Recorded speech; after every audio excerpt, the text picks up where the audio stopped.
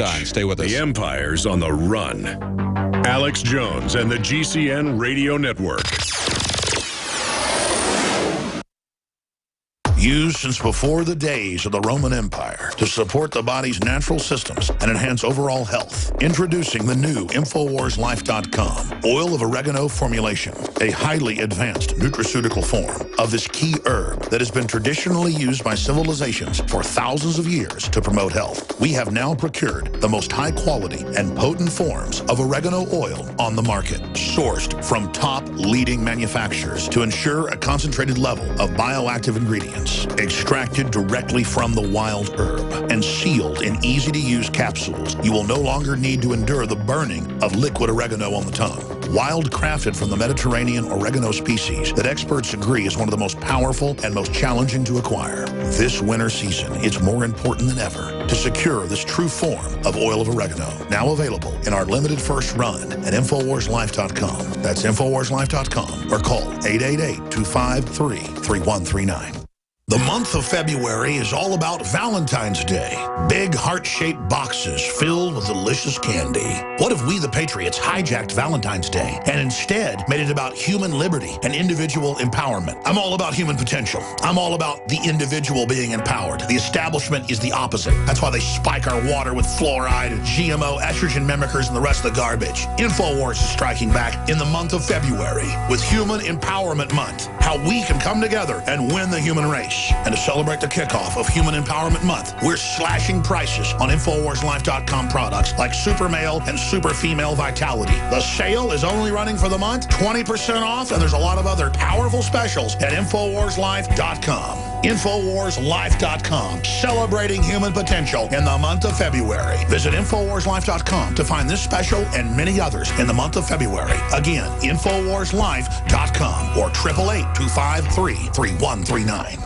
What disaster is so powerful, it unleashes a chain of mass pandemics, economic meltdowns, and violent food riots, all at the same time? NASA has already set the countdown timer, and right now the 21st century apocalypse is less than 13 months away. Former CIA Director James Woolsey says 2/3 of U.S. population could perish.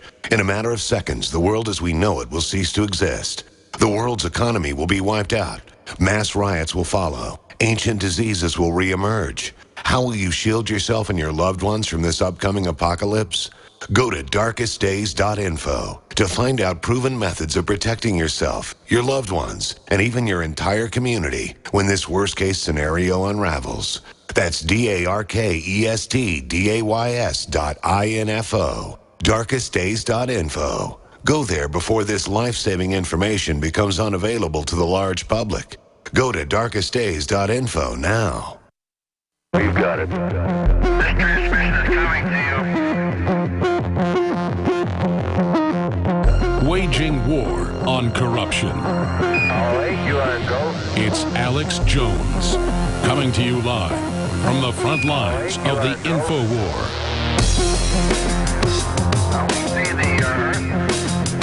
You've got it.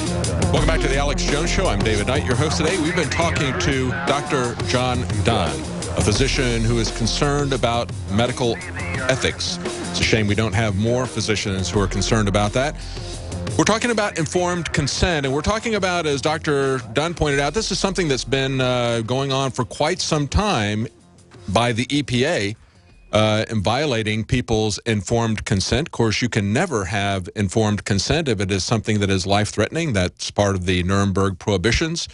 The difficult spot that the EPA is in is they either have to admit that their regulations are far overstated, or else they are literally exposing people to things that could kill them. And there's no way that they can justify that. We're going to go back to Dr. Dunn in just a moment. We'll also take your calls. If you have calls or questions or comments for Dr. Dunn, that number is 800-259-9231. We've got a couple of callers who are still holding over from when we had Paul Watson on. I apologize that we weren't able to get to you. If you want to hold on to the overdrive, I'll take your calls and questions then. But I want to take people who have calls at this point in time for Dr. Dunn regarding what we've been talking about EPA human experimentation. Before we go back to Dr. Don, I want to let you know that we have a February special here at InfoWarsLife.com. You can save 20% off of Super Male and Super Female Vitality. This is a unique formula, completely free of GMOs, harmful additives, gluten. It's made in the USA and specifically designed to assist the body in regulating proper hormone balance to create superior vitality in males and females. And again, that's 20% off for the month of February, Super Male, Super Female Vitality. You can get that at InfoWarsLife.com, or you can call 888-253-3139. That's 888-253-3139. Dr. Dunn, you were just talking about how this is something that's been going on for quite some time. Before I get your comments, I just want to lay this out again for the audience, what they are doing in these experiments.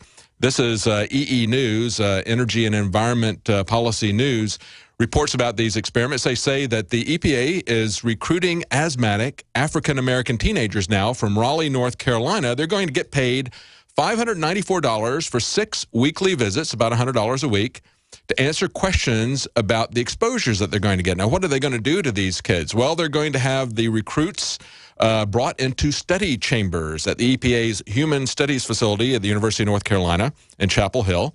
They're going to be exposed to air pollutants like diesel exhaust, ozone, or concentrated air particles from car exhaust. That's right. They're going to hook these people. They're going to put them in a small enclosure, hook them up directly to tailpipes, and have them breathe that in. And, of course, they're looking for a few asthmatic African-American teenagers. And, of course, if you're an adult and you help to rope these kids into this situation, you're going to get a little $35 gift card for bringing them in. How's that? A finder's fee, Dr. Dunn? You know, I sent a letter and called the people in charge of the Institutional Review Board at the University of North Carolina. I said, what are you doing? How could you possibly excuse the idea that, on the one hand, the EPA is telling the Congress and the public that these air pollutants are lethal, toxic, and cause cancer, and there is no safe level, and in a laboratory that is sponsored and approved by the EPA and the University of North Carolina School of Medicine, you're exposing people to these air pollutants in chambers at levels that are clearly higher than what the EPA says is a safe level in the United States. And I want to remind you that the EPA has an interesting approach to this. They really, what they say is that there is no safe level, and then every so often they just crank down the level that's acceptable so that they can put another compliance and regulatory rule in effect. Companies and energy companies and coal-fired energy plants are being regulated.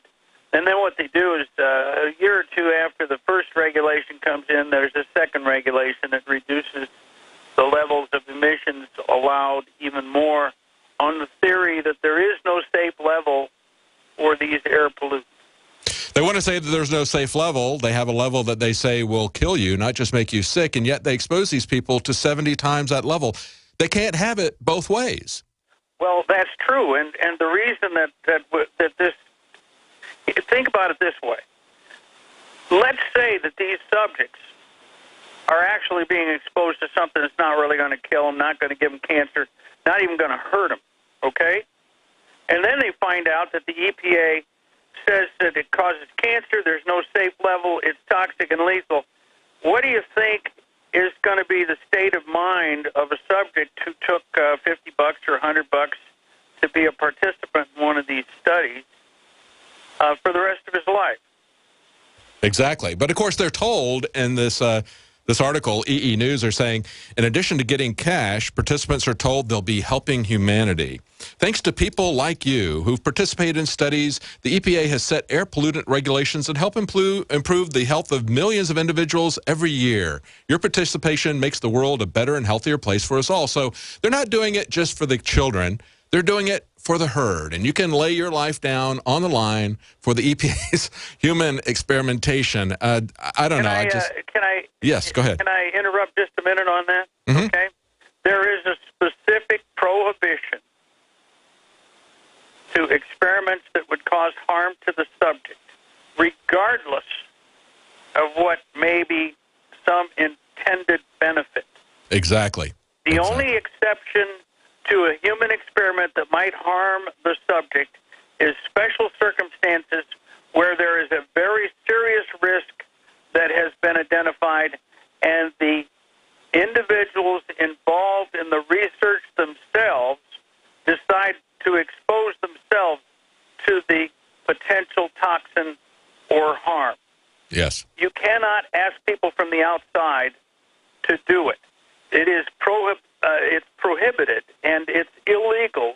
And under the common rule, which is the rule that the American federal government has adopted with regards to human experiments, there is no exception. Absolutely. Now, there are states that have adopted codes for human experimentation, and there are international codes and guidelines on human experiments that all follow the same rule. You cannot expose individuals to something that might cause them harm. Period. Absolutely. And they're not even telling them the level of risk that the EPA says that they're being exposed to. I mean, that's the other part of it. They're not informing them about the level of risk according to the EPA's published judgments. But as you point out, even if they did inform them, it still would be prohibited. It would be unethical and prohibited by the Nuremberg laws. Let's take a couple of callers, Dr. Dunn, who had questions. Let's go to Mama in Oregon. Go ahead, Mama. Hello, David. Thank you for all the hard work that you do. Oh, no. Thank you for listening. And, what's your question? I'm an amateur researcher and all of that, but mainly, why do you think that they keep getting away with these experiments that get worse and worse? And Mr. Knight, I can't hear a question. I'll repeat that for you. She asked, why do they keep getting away with this? Of course, you were part of the effort to try to get a restraining order to stop the EPA from doing these experiments. When we found out about it at UNC in 2012, the judges shut that down, and then we subsequently learned, as you pointed out, that they're doing it at 10 universities. They did it in California with children. Now they're back starting a new experiment in Chapel Hill. Her question is, why do they keep getting away with this? There is a tremendous amount of money involved. Mm-hmm. The institutional review boards are supposed to prevent this sort of experimentation at university schools of medicine and other research facilities sponsored by universities.